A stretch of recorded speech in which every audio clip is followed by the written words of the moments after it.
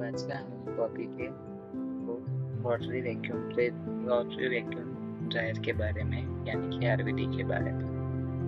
तो आज कौन कौन से टॉपिक देखे थे। तो आज हम सबसे पहले तो व्हाट इज द आरवीडी, तो आरवीडी क्या होता है उसके बारे में आज हम चर्चा करेंगे इस वीडियो में। दूसरा हमारा टॉपिक है कि मेजर डिफरेंट ऑफ द आरवीडी और वीटीडी, जो वैक्यूम ड्रायर है और रोटरी वैक्यूम ड्रायर है, उसमें मेजर डिफरेंट कौन कौन से है इसके बारे में आज हम चर्चा करेंगे। और हमारा थर्ड टॉपिक है यूज ऑफ आरवीडी। तो आरवीडी का यूज क्या रहता है फार्मा और केमिकल कंपनी में। और लास्ट वाला हमारा जो टॉपिक है पार्ट ऑफ आरवीडी। तो आरवीडी के मेजर पार्ट कौन कौन से होते हैं उसके बारे में आज हम इस वीडियो में चर्चा करेंगे। स्वागत है मेरे चैनल इंडस्ट्रियल यूनिवर्स में। तो जो आज हम बात करने वाले हैं रोटरी वैक्यूम ड्रायर यानी कि आरवीडी। तो व्हाट इज द आरवीडी। तो सबसे पहले हमारे दिमाग में ख्याल आता है कि आरवीडी किसे कहते हैं। तो RVD it is a horizontal cylindrical jacket. ठीक है, तो आरवीडी होता है वो हॉरिजॉन्टल सिलिंड्रिकल जैकेट होता है।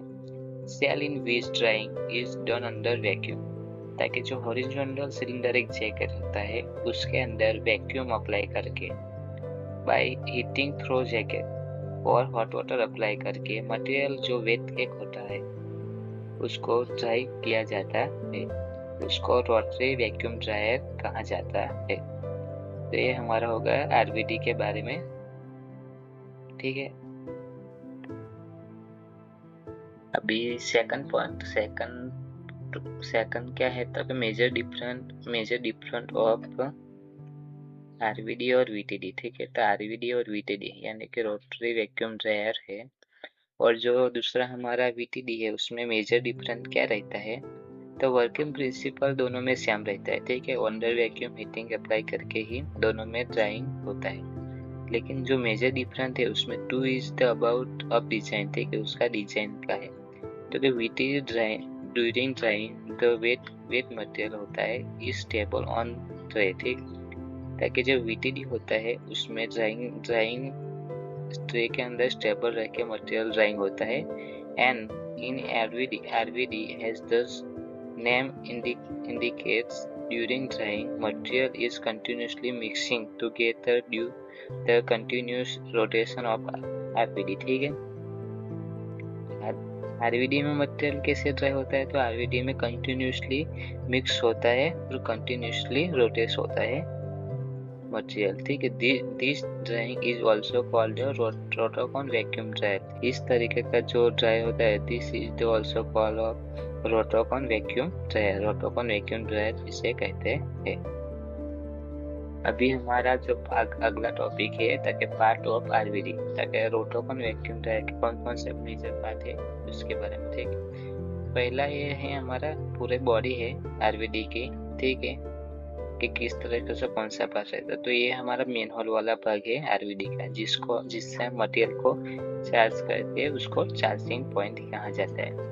जैकेट वेंट वाल्व, ताकि जिससे यूटिलिटी अप्लाई होती है उसका वेंट देने के लिए जैकेट का वेंट वाल्व रहता है इधर।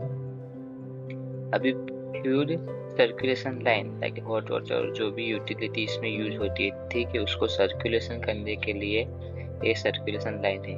यहाँ पे फ्लूइड इनलेट और आउटलेट। ठीक है, तो फ्लूइड इनलेट और आउटलेट उसके यहाँ पे वाल होते हैं जिससे यूटिलिटी को अप्लाई कर सकते हैं।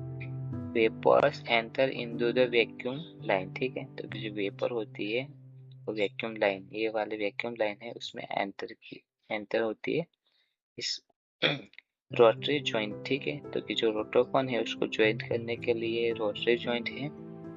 सेफ्टी बार, ठीक है, जब भी आरवीडी स्टार्ट होता है, ठीक है, तो उससे कोई भी सेफ्टी बार जब क्लोज होता है उसके बाद ही आरवीडी का रोटेशन होता है। अगर सेफ्टी बार क्लोज नहीं करते तो आरवीडी रोटेशन नहीं होता है। इसके लिए यहाँ पे सेफ्टी बार दिया गया है। ये हमारा बफेल्स है। बफेल्स का क्या काम रहता है तो जो बफेल्स होता है और जो मटेरियल है हमारा उसके लम्प्स को ब्रेक करने का काम बफेल्स का रहता है। इधर हमारा आ गया जैकेट ट्रेन। ठीक है, जैकेट ड्रेन। तो जैकेट में जो यूटिलिटी होती है उसको ड्रेन करने के लिए यहाँ पे जैकेट ड्रेन पॉइंट दिया गया है।